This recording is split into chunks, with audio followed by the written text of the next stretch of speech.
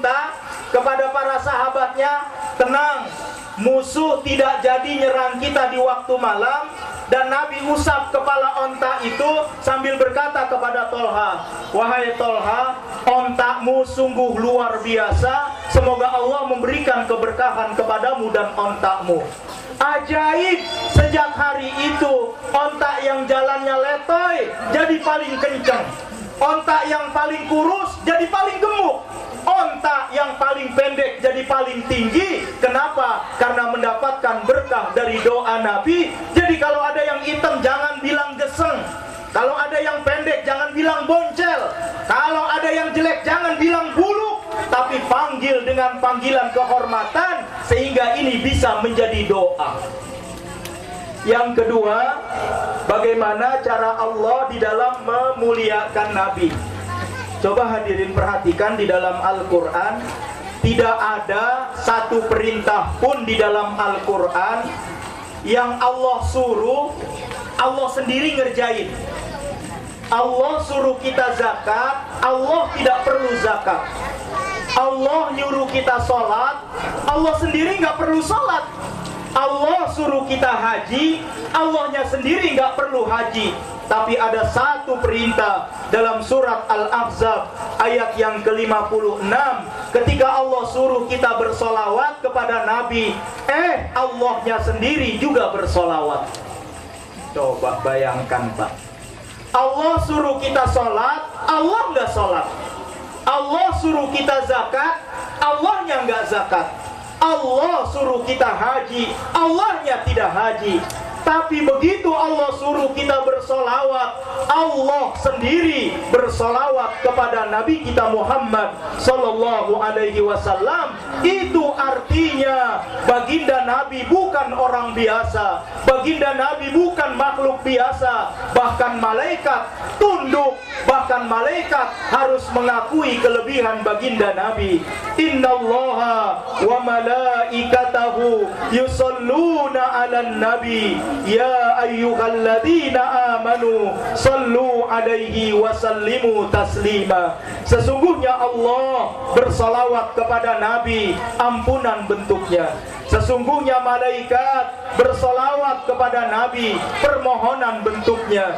Wahai orang-orang yang beriman, bersalawatlah kepada Nabi. Nah, di dunia ini ada orang bodoh nggak sayang?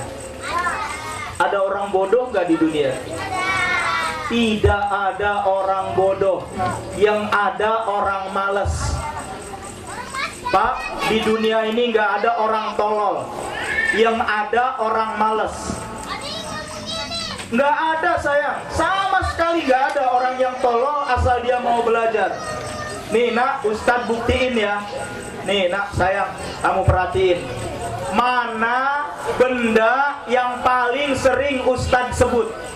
Perhatikan, bahwa tidak ada orang bodoh kecuali orang yang memang malas.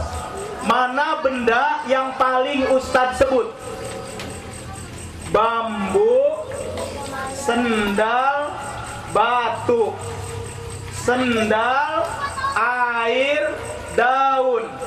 Sendal, tiang, marawis, sendal. Air, sendal. Ikan, sendal. Benda mana yang Ustadz sering sebut? Sendal. Kalau begitu sebenarnya nggak ada orang bodoh, kecuali emang nggak mau belajar dan orang malas. Kalau mau belajar bahasa Inggris gampang, bahasa Arab gampang, matematika gampang, asal mau belajar. Makanya belajar di saung pintar. Ini orang tua juga sih ya Pak ya. Kalau anak nggak bisa bahasa Inggris, dikursusin di tempat yang hebat. Anak nggak bisa matematika, dikursusin dengan biaya yang sangat mahal. Tapi ketika anak tidak bisa baca Quran, orang tuanya anteng-anteng aja.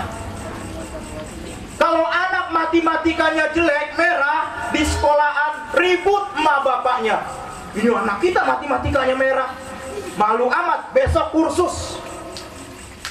Begitu lihat anaknya nilainya bahasa Inggris nilainya 4. Kalau begitu kursusin bahasa Inggris.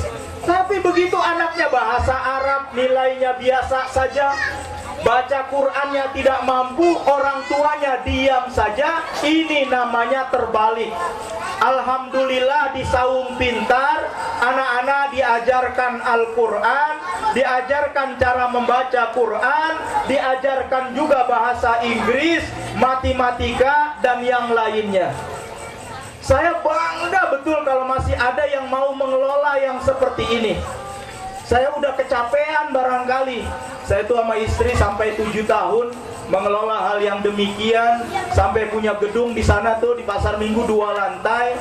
Tapi setelah saya ditugaskan di UIN, saya sudah tidak punya lagi waktu, serahkan sama kawan-kawan, dan ternyata emang luar biasa nih ngebina anak-anak yang seperti ini. Butuh kesabaran, butuh ketabahan. Bu, saya tanya, kalau burung beo cuman bisa ngucapin Assalamualaikum, berapa harganya? Burung beo cuman bisa Assalamualaikum, Assalamualaikum, Assalamualaikum, 2 juta biayanya. Tapi kalau guru di tempat ini bukan hanya Assalamualaikum tuh guru, baca Qur'annya bagus, baca ininya bagus, sampai bebusa tuh guru ngajarin. Berapa dia dibayar? Berapa dia digaji? Saya tahu guru mah nggak minta digaji, guru mah nggak minta dibayar, nggak perlu. Tetapi orang tua, lingkungan, pejabat harusnya tahu bahwa gurulah yang mencerdaskan anak-anak. Wajar kalau timbal baliknya ada. Saya tahu di sini memang tidak dimintain, tetapi kewajiban orang-orang yang mencintai generasi yang seperti ini harusnya secara bersama-sama bagaimana caranya agar ini tidak berhenti.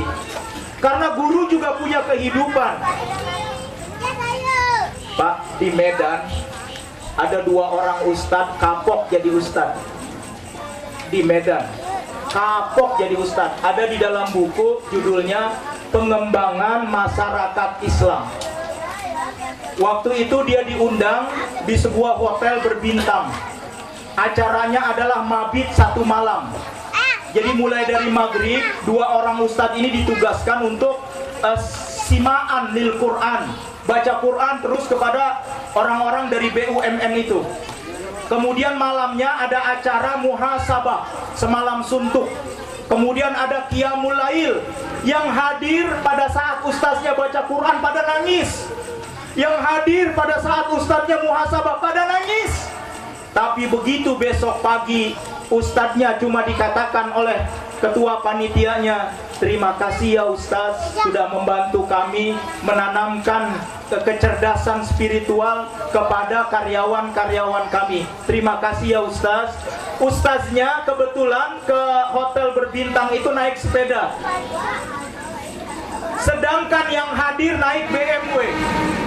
Pesertanya naik BMW, naik mobil-mobil mewah. Begitu pagi hari ustaznya mau pulang, naik sepeda, tak satu pun ada yang kenal. Malah ditidin-tidinin sama mobil suruh minggir. Padahal tadi malam pada nangis sama ustaznya. Pagi-pagi harinya, begitu dia buka di rumah apa yang dia dapatkan dari panitia, apa di situ dilihat sangat mengecewakan.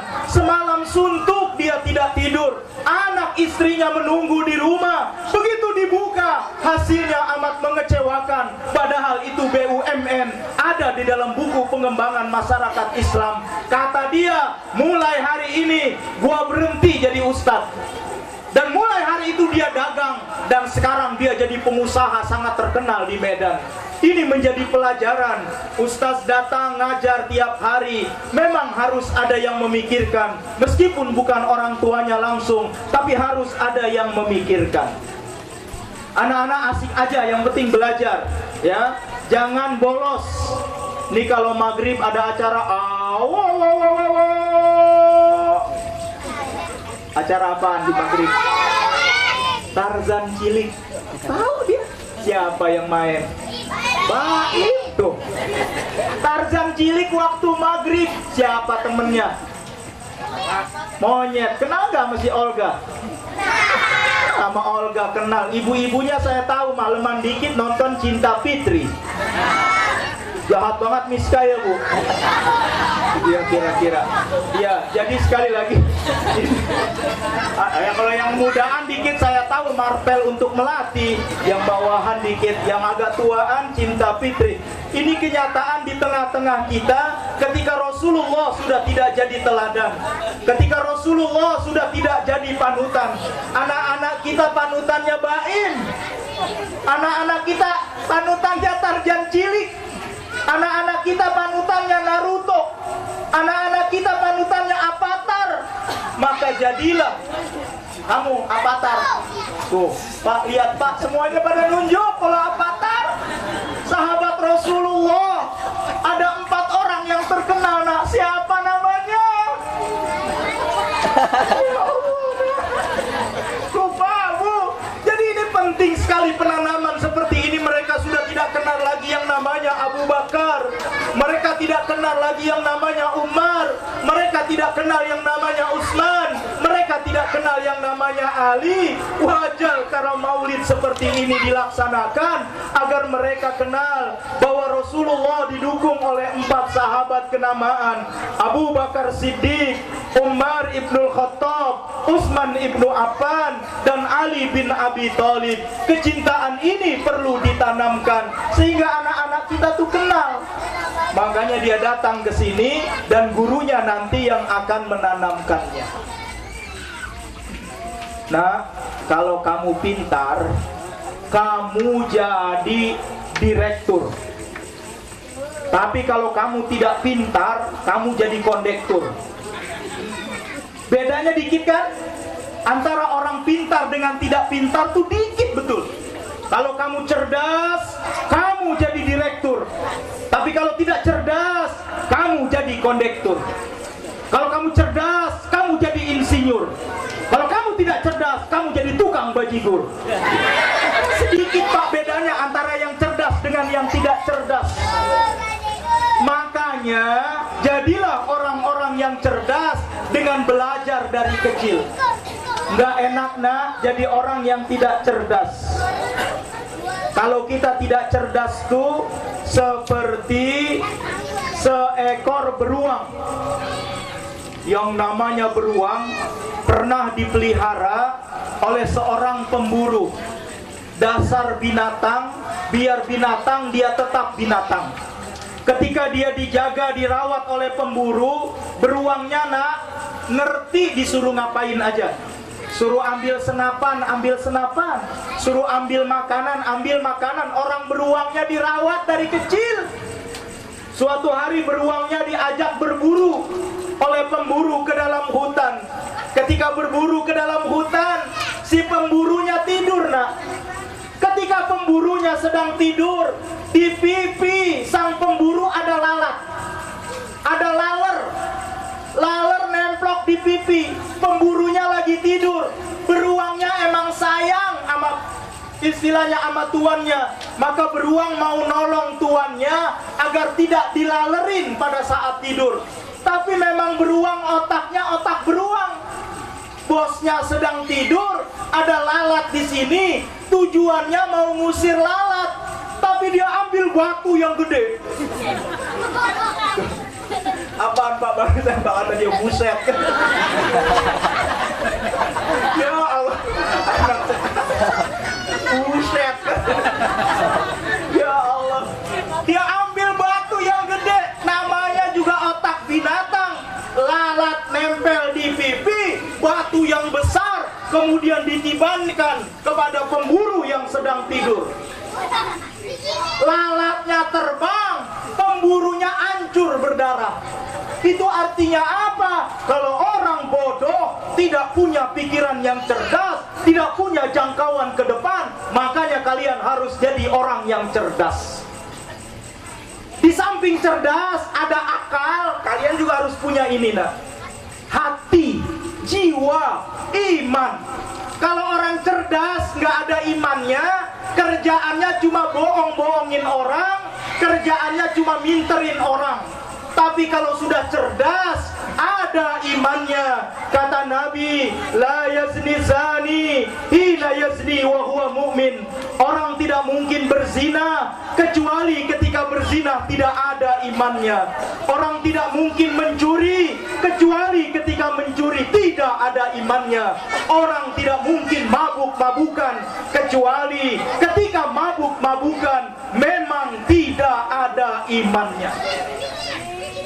Coba ibu, kalau anak perawan ada imannya, saya yakin di kampung kita nggak ada yang bunting duluan.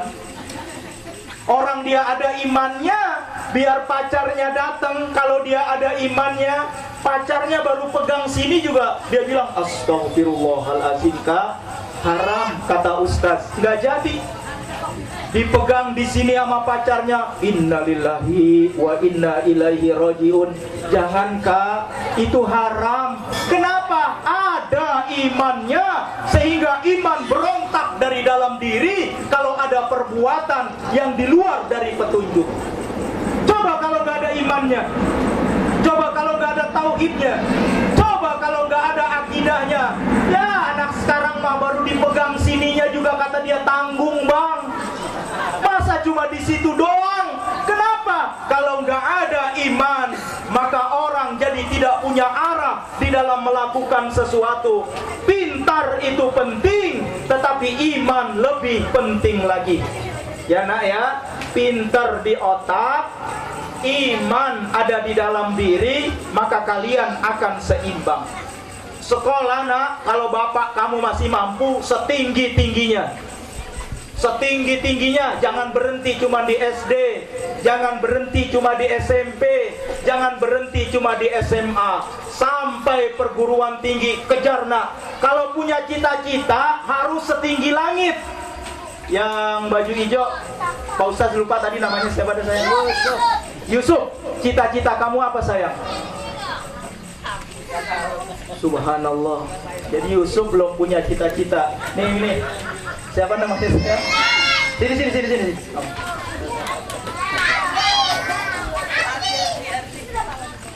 Siapa nama kamu sayang? Ardi. Kamu tahu nama Ardi apa artinya? Ardi itu artinya bumi. Jadi kamu lahir di bumi ya? Ya. Masa kamu lahir di langit? Baik nak, apa cita-citamu nak? Polisi. Subhanallah. Jadi polisi. Saya mau tanya dulu, kamu orang Betawi bukan? Orang Betawi baru kali ini cita-citanya jadi polisi. Seingat saya orang Betawi mah nggak ada yang mau jadi polisi. Setahu saya, ini luar biasa. Kamu harus jadi polisi nak ya. Sekolahnya nanti di mana sayang? Pasar Minggu Baru. Di Pasar Minggu Baru. Lah tetangga sama Ustaz. Luar biasa. Ini cita-citanya bagus, jadi polisi, tapi polisi yang beriman.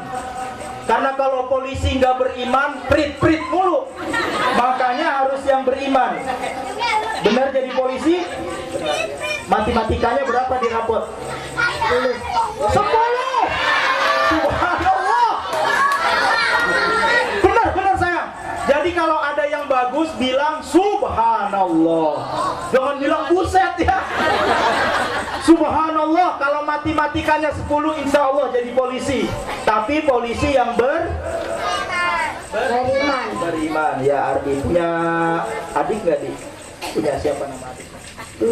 Dwi. Mana ada nggak? Ngaji nggak di sini? Enggak. Emang apa dia nggak ngaji? Masih kecil. Oh masih kecil ya. Jadi ya. Jadi kalian harus seimbang antara otak dengan hati. Jangan nggak seimbang antara otak dengan hati. Buat ibu-ibu nih yang terakhir, yang luar biasa dari Rasulullah adalah akhlaknya. Rasulullah sendiri menyebutkan khairukum li ahlihi wa ana khairukum li ahli. Sebaik-baik kalian kata Nabi adalah yang paling baik akhlaknya di tengah keluarga. Dan aku adalah orang yang paling baik akhlaknya di tengah-tengah keluarga.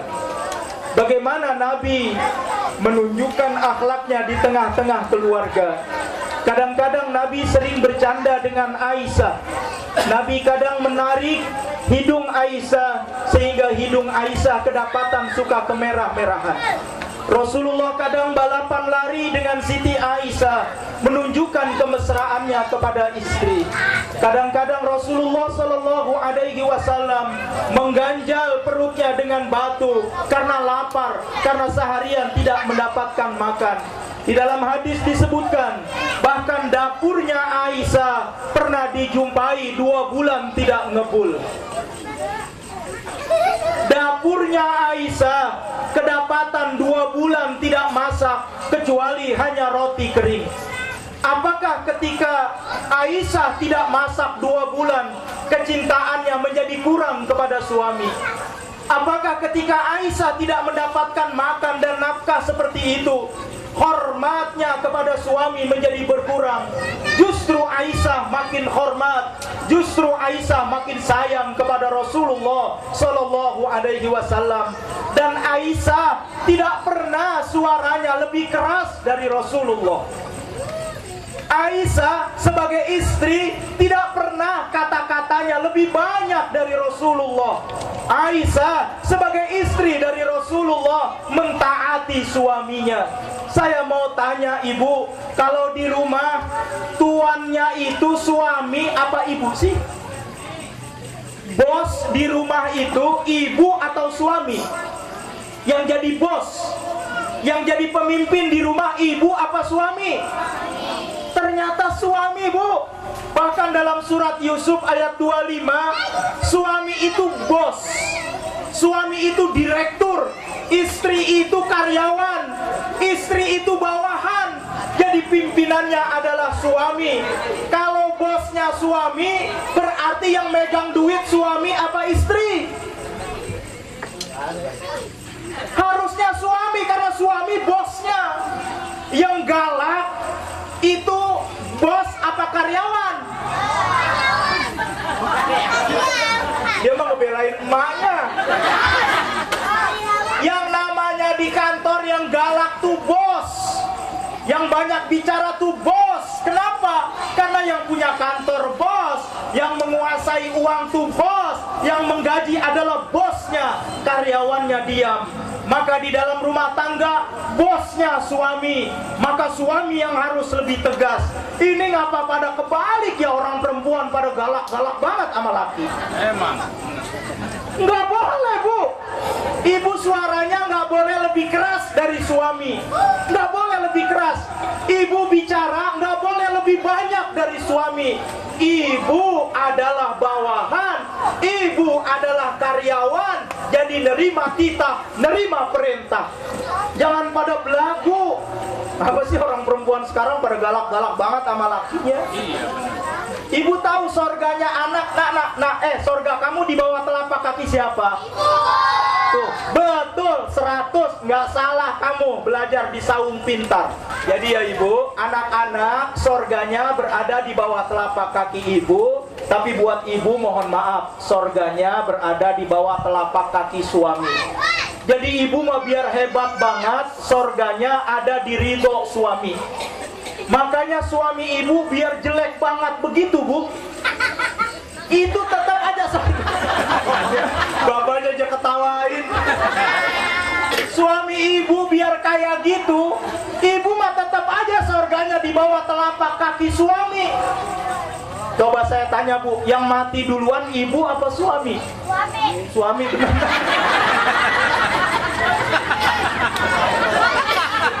Emang benar. Makanya kenapa suaminya duluan? Ada anak yatim ya. Pinter kamu. Jadi Bu, ibu mah memang mohon maaf, ibu memang matinya masih rada-rada lama. Kalau bapaknya nih mati memang rada-rada cepet. Maka lihat tuh di rumah sakit, yang jantungan duluan suami, yang stroke duluan suami, yang bengek duluan suami, yang ampek duluan suami. Istrinya mah masih reboh, istrinya mah masih gagah, dan istrinya yang nungguin di rumah sakit.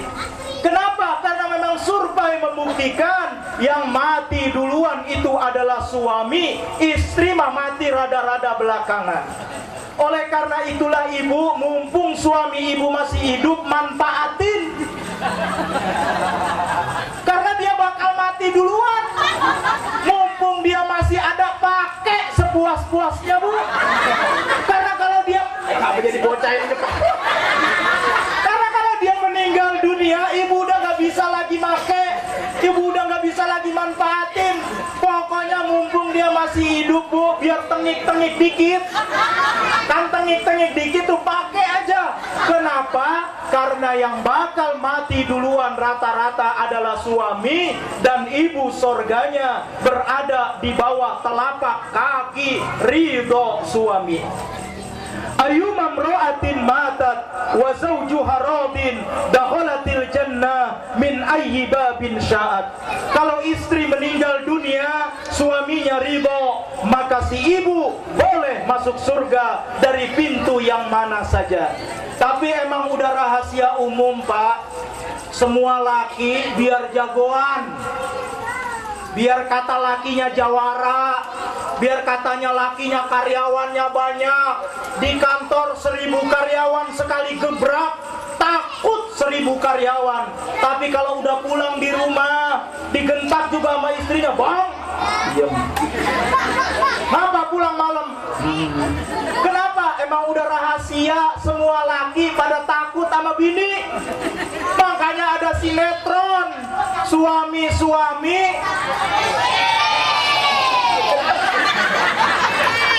nggak ada sinetron istri-istri takut suami. Yang ada suami-suami takut. Biar Bang Tigor gede badannya, kalau udah dijewer sama istrinya, kempes badannya. Biar Pak RT kumisnya kayak pisang Lampung, kalau sudah digentak sama istrinya di sinetron itu, kumisnya langsung turun. Ini kenyataan. Oleh karena itulah ibu, jangan berdurhaka kepada suami. Berapapun nafkah yang dari suami, syukuri. Jangan nyalain suami. Suami itu kan anugerah Allah. Suami itu anugerah, Bu. Ini anak udah 7, berantem di pengadilan, minta cerai. Yang ngajuin cerai bininya lagi. Ya Allah, apa kata bininya sama pengadilan? "Pak Hakim, saya selama berumah tangga sama dia nggak ada senangnya. Saya selama berumah tangga sama dia nggak ada bahagianya." Lah anak 7 bilang nggak ada senangnya. Nah itu waktu bikin ngapain? Itu kan senang namanya, itu kan bahagia namanya. Emang Bu, ini sifat orang perempuan. Kalau tadi sifat laki-laki takut sama suami, ini sifat wanita. Biar suaminya alim, biar suaminya baik, biar suaminya gajinya banyak, biar suaminya kaya, biar suaminya terus-menerus berbuat baik kepada istri. Kata Nabi, kalau sekali aja suaminya salah, maka di mata istri, suami nggak ada kebaikannya. Itu kata Nabi. Biar suami baik banget sama istri, tapi sekali saja suami salah, semuanya nggak kelihatan, semuanya nggak dilihat, semuanya dari suaminya nggak dipandang. "Bang, gua kan gara-gara kawin sama lu nih susah." Suaminya disalahin. "Dulu waktu masih perawan, Bang, yang demenin gua cakep-cakep, Bang. Yang demenin gua ini, yang demenin itu. Ngapa sekarang gua jadi melarat begini, Bang, pas kawin sama abang?" Itu namanya istri yang tidak mensyukuri apa yang Allah berikan. Nikmat paling indah yang Allah berikan kepada ibu adalah suami. Makanya yang banyak di neraka itu adalah istri yang kurang mensyukuri nikmat yang Allah Subhanahu wa ta'ala berikan kepada suaminya, dan suami memberi nafkah kepada istri. Mudah-mudahan ya Bu ya, setelah maulid ini ibu menjadi istri yang teladan. Coba saya tanya, ibu sepanjang ibu menjadi istri, pernah nggak kalau malam nawarin suami ibu? Apa jadi kagak ya? Emang apa Bu? Minta ibu yang duluan gitu minta, pernah? Lah apa kagak Ibu nih ya, ibadah hebat banget bukan hanya di masjid. Ibu kalau dilihat sama laki, ibu tersenyum. Enak diem ya. Ibu dilihatnya sama laki, ibu tersenyum. Itu satu bu pahalanya. Senyum aja dilihatin sama laki. Ibu ngempet di tiang, laki ngempet di tiang. Lihat-lihatan aja begitu. Ibu senyum-senyum aja. Itu satu pahalanya. Kan hebat. Kalau ibu tangannya dipegang sama laki, ibu masih senyum aja. 10 pahalanya. Lah kagak ngapa-ngapain numen megang tangan, 10 pahalanya. Kan hebat banget tuh di rumah. Kalau sampai dia berhubungan sama suami, kan hebat pahalanya. Katanya itu dalam sebuah buku, masuknya seperti pergi haji, keluarnya kayak umroh. Kan hebat bu, berarti tiap malam kita pergi haji, pergi umroh.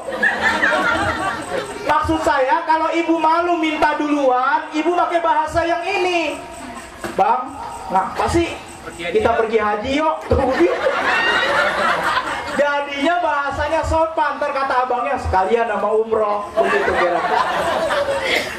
Nah oleh karena itulah Rasulullah, saya ingat Jenderal Nasution waktu mengambil gelar doktor di Australia, ketika dia dites oleh penguji-penguji dari luar negeri itu ditanya, siapa jenderal paling hebat? Kata Jenderal Nasution, jenderal paling hebat adalah Nabi Muhammad. Ketika dia ditanya Jenderal Nasution itu, siapa ekonom paling hebat? Dia jawab, Nabi Muhammad. Siapa manajer paling hebat? Nabi Muhammad. Semua pertanyaan yang paling hebat dijawab adalah Muhammad. Maka dengan adanya peringatan Maulid, mari sebagai suami kita tunjukkan sebagai suami teladan, sebagai istri tunjukkan sebagai istri teladan, sebagai anak-anak jadikan anak-anak yang teladan, rajin belajar, rajin membaca Quran, jangan pernah melawan, membentak, menghardik orang tua. Nggak ada gunanya otak, nggak ada gunanya hati kalau kalian berdurhaka kepada kedua orang tua. Nggak ada gunanya jabatan yang tinggi, nggak ada gunanya kepintaran, nggak ada gunanya kedalaman agama kalau kalian durhaka kepada kedua orang tua. Jangan pernah berdurhaka kepada mereka. Tidak ada gunanya yang kalian dapat, tidak ada manfaatnya yang kalian hasilkan. Mudah-mudahan dengan peringatan Maulid ini tumbuh di dalam hati kita kecintaan kepada Rasulullah Sallallahu Alaihi Wasallam. Demikian seperti kata Pak Tri, ini Maulid yang pertama. Ini juga Maulid digagas oleh anak-anak, dan kebetulan yang ceramahnya juga anak-anak. Jadi mohon maaf kalau ada kesalahan, mohon maaf kalau ada kekeliruan. Mudah-mudahan apa yang kita lakukan ini bernilai pahala dan bernilai ridho di sisi Allah Subhanahu wa Ta'ala. Dan mudah-mudahan saung pintar ini bukan hanya sampai di sini, tapi terus maju, terus berkembang, dan terus menerus memenuhi apa yang menjadi amanah. Mudah-mudahan kita yang hadir di sini semua selalu mendapatkan taufik dan hidayah dari Allah Subhanahu wa Ta'ala. Assalamualaikum warahmatullahi wabarakatuh. Waalaikumsalam warahmatullahi wabarakatuh. Waalaikumsalam warahmatullahi. Hadirin jemaah yang dimuliakan Allah, yang khusus kepada guru kita Bapak Ustaz Haji Zakaria. Alhamdulillah tadi telah sama-sama kita dengarkan tausiahnya. Untuk itu apa yang sampaikan tadi, suami'na wa ata'na, terutama sekali memang pada ibu-ibu ini yang kena kayaknya gitu. Kalau lagi suami'na wa ata'na. Untuk itu kita mohon pada Allah, terutama pada Sahabil Bait yang telah memberikan tempatnya ini untuk anak-anak kita belajar. Mudah-mudahan kita doakan, kita mohon pada Allah, khusus kepada saudara kita, Bapak kita Triyono, Allah panjangkan umurnya, Allah berikan rezeki yang banyak, yang halal, yang berkah untuk menuju ibadah pada Allah, Allah berikan tempat ini tempat yang berkah, dan juga kita mohon pada Allah agar anak-anak kita nanti menjadi anak-anak yang pintar dan anak yang beriman, anak yang berakhlakul karimah. Ini mudah-mudahan dengan pengajian ini sekali lagi Allah memberikan keridhaannya. Untuk itu mari kita baca suratul Fatihah. Ala hadhihi niyyah wa ala kulli niyatin salihah. Mohon maaf saya lupa, kita doakan pula kepada guru-guru kita, khususnya kepada Ustaz Haji Zakaria. Allah panjangkan umurnya, Allah berikan kesabaran, Allah berikan kesehatan jasmani dan rohani, sehingga tetap dapat memberikan atau membina kepada jamaah sekalian, memberikan suri tauladan yang baik. Jadi kita warga dan masyarakat yang baik, yang menjadi atau mengikuti sunnah Rasulullah SAW. Juga kepada guru kita yang lain, Ustadz Ajat Sudrajat dan Ustadz kita yang lain, Allah panjangkan umurnya, berikan kesabaran, berikan segala kekuatan untuk membina anak-anak kita ini. Ala hadhihi niyyah wa ala kulli niyatin salihah wa ila hadratin Nabi Mustafa Rasulillah sallallahu alaihi wasallam. Al-Fatihah. Astagfirullahaladzim, astagfirullahaladzim, astagfirullahaladzim. Barakalhamdu ya Allah, ya Maulana, ya Ma'bud. Allahumma salli wa sallim ala Sayyidina Muhammadin fil awwalin wal akhirin, wa barik wa sallima wa radiyallahu tabaraka wa ta'ala an sadatina ashabi Sayyidina Rasulillahi ajmain. Bismillahirrahmanirrahim. Alhamdulillahirabbil alamin, hamdan syakirin, hamdan na'imin, hamdan yuafi ni'amahu wa yukafi mazidah. Rabbana hab lana min azwajina wa dhurriyyatina qurrata a'yun waj'alna lil muttaqina imama. Rabbana zalamna anfusana wa in lam taghfir lana wa tarhamna lanakunanna minal khasirin wa tub 'alaina innaka antat tawwabur rahim. Walhamdulillahi rabbil alamin. Assalamualaikum warahmatullahi wabarakatuh.